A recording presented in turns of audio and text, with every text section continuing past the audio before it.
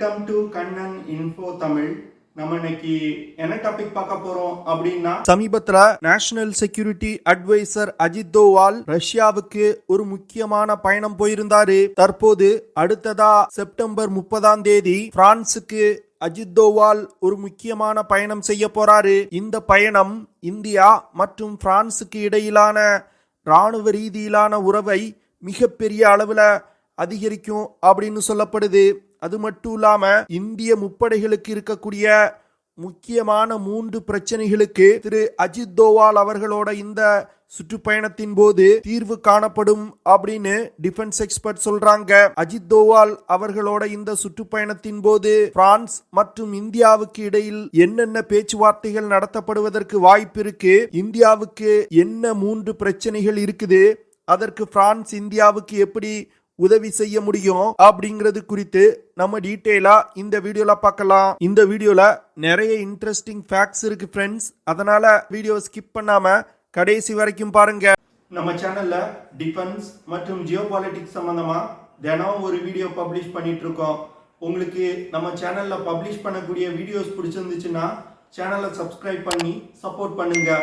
நீங்க பண்ற ஒவ்வொரு சப்ஸ்கிரிப்ஷனும் எனக்கு அடுத்தடுத்த வீடியோஸ் போடுறதுக்கு ஒரு மோட்டிவேஷனா இருக்கும். அஜித் தோவால் செப்டம்பர் 30 அக்டோபர் 1 வரைக்கும் பிரான்ஸ் நாட்டிற்கு சுற்றுப்பயணம் செய்ய போறாரு. இந்த சுற்றுப்பயணத்தின் போது பிரெஞ்சு அதிபர் இமானுவேல் மேக்ரோனோட டிப்ளமேட்டிக் அட்வைசரான இமானுவேல் போனனை பாரிஸ்ல வச்சு சந்திக்கிறாரு. பிரெஞ்சு அதிபர் இமானுவேல் மேக்ரோன் ஜனவரி மாதத்துல இந்தியாவுக்கு சுற்றுப்பயணம் வந்திருந்தாரு. அவரது சுற்றுப்பயணத்திற்கு பிறகு நடக்கக்கூடிய முதல் பைலேட்டரல் ஸ்ட்ராட்டஜிக்கல் பேச்சுவார்த்தை இதுவா இருக்கும். அஜித் தோவால் அவர்களோட இந்த சுற்றுப்பயணத்தின் போது பிரான்ஸ் மற்றும் இந்தியாவுக்கு இடையே இராணுவ ரீதியிலான பல முக்கியமான விஷயங்கள் குறித்து பேசப்பட உள்ளது. குறிப்பா பிரான்ஸ் மற்றும் இந்தியா இணைந்து ஒரு டிஃபென்ஸ் சேட்டலைட்டை உருவாக்க போறாங்க. இதற்கான லெட்டர் ஆஃப் இன்ட்ரெஸ்ட்ல திரு அஜித் தோவால் அவர்கள் மற்றும் பிரான்ஸ் டிஃபென்ஸ் மினிஸ்டர் கையெழுத்திட இருக்காங்க. அடுத்து இந்தியா 2 நியூக்ளியர் பவர்ட் அட்டாக் சப்மரீன்களை உருவாக்குவதற்கு திட்டமிட்டிருக்காங்க. இந்த சூழ்நிலையில பிரான்ஸ் நியூக்ளியர் பவர்ட் அட்டாக் சப்மரீன்களை உருவாக்குவதற்கு தேவையான அனைத்து தொழில்நுட்பங்களையும் இந்தியாவுக்கு வழங்குவதற்கு முன்வந்திருக்காங்க. இந்த விஷயம் தொடர்பாகவும் திரு அஜித் தோவால் அவர்கள் பேச்சுவார்த்தை நடத்துவாரு. சமீபத்துல INS அரிகாட் அப்படிங்கிற ஒரு அணுசக்தி நீர்மூழ்கி கப்பல் இந்திய கடற்படையில் இணைக்கப்பட்டது. ஆனா அது ஒரு nuclear powered ballistic missile submarine. தற்போது இந்தியா உருவாக்க முயலும் nuclear powered attack submarine India ஏற்கனவே உருவாக்கிய அணுசக்தி நீர்மூழ்கி கப்பல்ல இருந்து சற்று வேறுபட்டது. இந்த நீர்மூழ்கி கப்பல்கள் பிரத்யேகமா எதிரிகளின் எல்லைக்குள் ஊடுருவி சென்று தாக்குதல் நடத்துவதற்காக பயன்படுத்தக்கூடியது. தற்போது இந்தியா புதிதாக உருவாக்கும் நியூக்ளியர் பவர்ட் அட்டாக் சப்மரீனோட வேகம் ரொம்ப அதிகமாயிருக்கும். அது மட்டும் இல்லாம எதிரிகள் மீது தாக்குதல் நடத்துவதற்கு அதிகமான ஆயுதங்களை உள்ளடக்கியதாயிருக்கும். இந்தியா மொத்தமா 6 நியூக்ளியர் பவர்ட் அட்டாக் சப்மரீன்களை உருவாக்குவதற்கு திட்டமிட்டிருக்காங்க. அதுல முதல் கட்டமா தான் இந்த 2 சப்மரீன்களை உருவாக்க போறாங்க. 6 நியூக்ளியர் பவர்ட் அட்டாக் சப்மரீன்களை உருவாக்குவதற்கு இந்தியா 1,20,000 கோடி ரூபாயை செலவு செய்வதற்கு திட்டமிட்டிருக்காங்க. இந்தியாவின் இந்த நியூக்ளியர் பவர்ட் அட்டாக் சப்மரீன் உருவாக்கும் திட்டத்திற்கு பிரான்ஸ் முழு உதவியும் செய்வதற்கு முன்வந்திருக்காங்க. அடுத்து இந்திய பெருங்கடல் பகுதியில தற்போது சீன நீர்மூழ்கி கப்பல்களோட நடமாட்டம் மிகப்பெரிய அளவுல அதிகரிச்சிருக்கு. அது மட்டும் இல்லாம எப்பொழுதெல்லாம் இந்தியா மிசைல் சோதனைகள்ல ஈடுபடுறாங்களோ அப்பொழுதெல்லாம் சீன உளவு கப்பல்கள் இந்திய பெருங்கடல் பகுதியில நடமாடுது. இத வரும் காலத்துல இந்தியா கவுண்டர் செய்யணும்னா இந்தியாவுடைய இன்டெலிஜென்ஸ், சர்வேலன்ஸ் மற்றும் ரெகனசன்ஸ் கேப்பபிலிட்டிய மிகப்பெரிய அளவுல அதிகரிக்கணும். அதற்கு இந்தியாவுக்கு நீருக்கு அடியில் இயங்கக்கூடிய ஃபுல்லி அட்டானமஸ் ட்ரோன்கள் தேவைப்படுது. இந்த ட்ரோன்களை உருவாக்குவதற்கும் இந்தியாவுக்கு பிரான்ஸ் உதவி செய்ய முன்வந்திருக்காங்க. பிரான்ஸ் மற்றும் இந்தியா இணைந்து எப்படி அண்டர் வாட்டர் ட்ரோன்களை உருவாக்கலாம் அப்படின்னு திரு அஜித் தோவால் அவர்களும் பிரெஞ்சு டிஃபென்ஸ் மினிஸ்ட்ரியை சேர்ந்தவர்களும் பேச்சுவார்த்தை நடத்த போறாங்க. அடுத்து போன வாரம் பிரெஞ்சு விமான இன்ஜின் தயாரிப்பு நிறுவனமான சஃப்ரான் நிறுவனத்தோட சேர்மன் இந்தியாவுக்கு வந்திருந்தாரு. அவர் இந்தியாவுக்கு வந்திருக்கும் பொழுது ஆம்கா விமானத்திற்கு தேவையான 110 கிலோ நியூட்டன் ஹை த்ரஸ்ட் இன்ஜினை உருவாக்குவதற்கு இந்தியாவுடன் இணைந்து செயல்படுவதற்கு ஒரு ஆஃபரை கொடுத்திருக்காரு. அந்த ஆஃபர் தொடர்பாகவும் திரு அஜித் தோவால் அவர்கள் பேச்சுவார்த்தை நடத்துவாரு. இதே சஃப்ரான் நிறுவனம் தான் 1970களில் இஸ்ரோ ஸ்பேஸ் ராக்கெட்டை உருவாக்குவதற்கு உதவி செஞ்சாங்க. தற்போது இந்தியா உள்நாட்டிலே டெவலப் செய்து வரும் AMCA 5th generation fighter jet விமானத்திற்கு தேவையான ஹை த்ரஸ்ட் இன்ஜினை டிசைன் செய்து டெவலப் செய்வதற்கு தற்போது முன் வந்திருக்காங்க.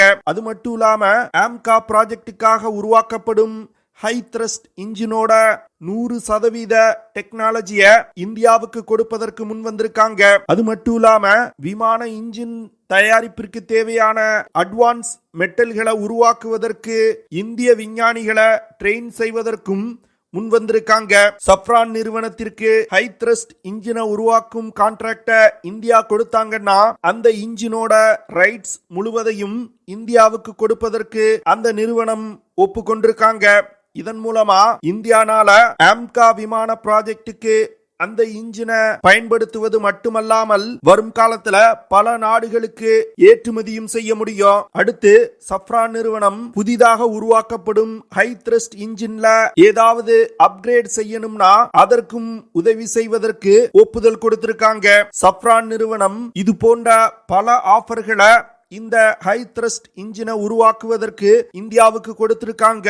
என்ன பொறுத்தமட்டில் அமெரிக்காவின் GE நிறுவனத்தை ஆம்கா விமான இன்ஜின் தயாரிப்புல இந்தியா சேர்க்க கூடாது.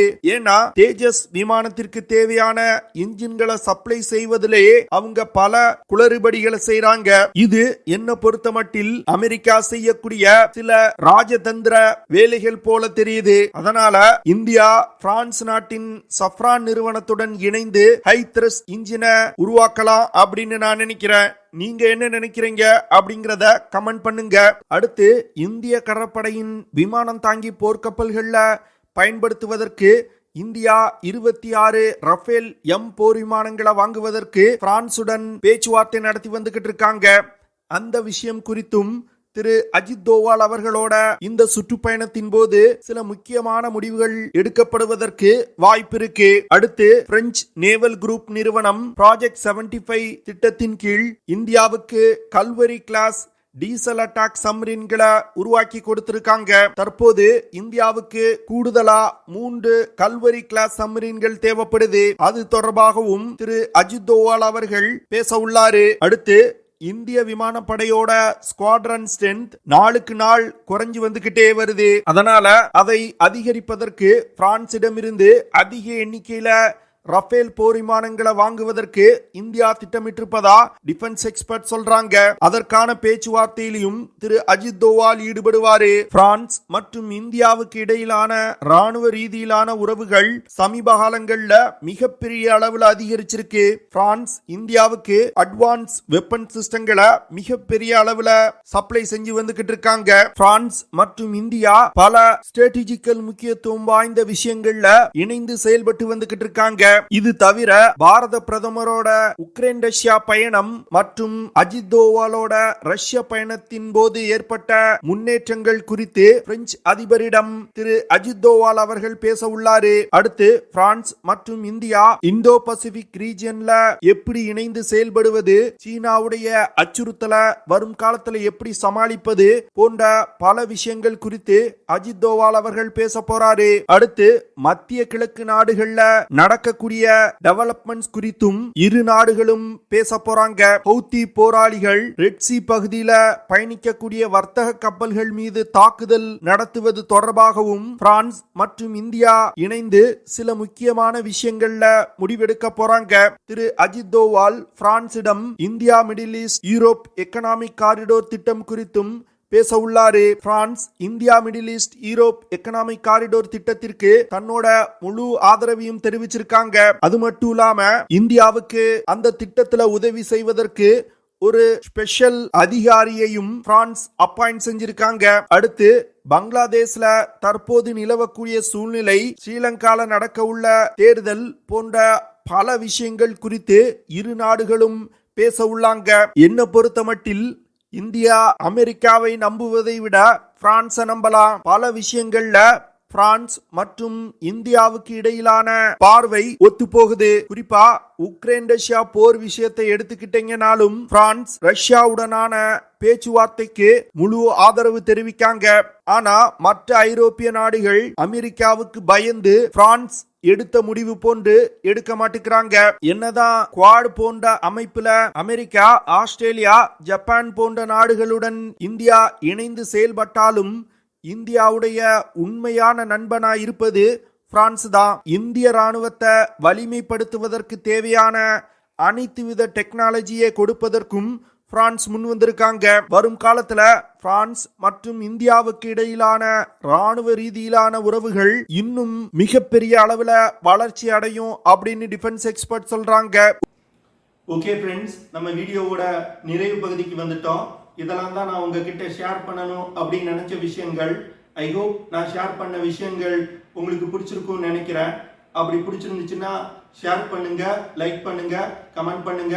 மறக்காம நம்ம சேனலுக்கு சப்ஸ்கிரைப் பண்ணுங்க. See you in the next video. Jai Hind.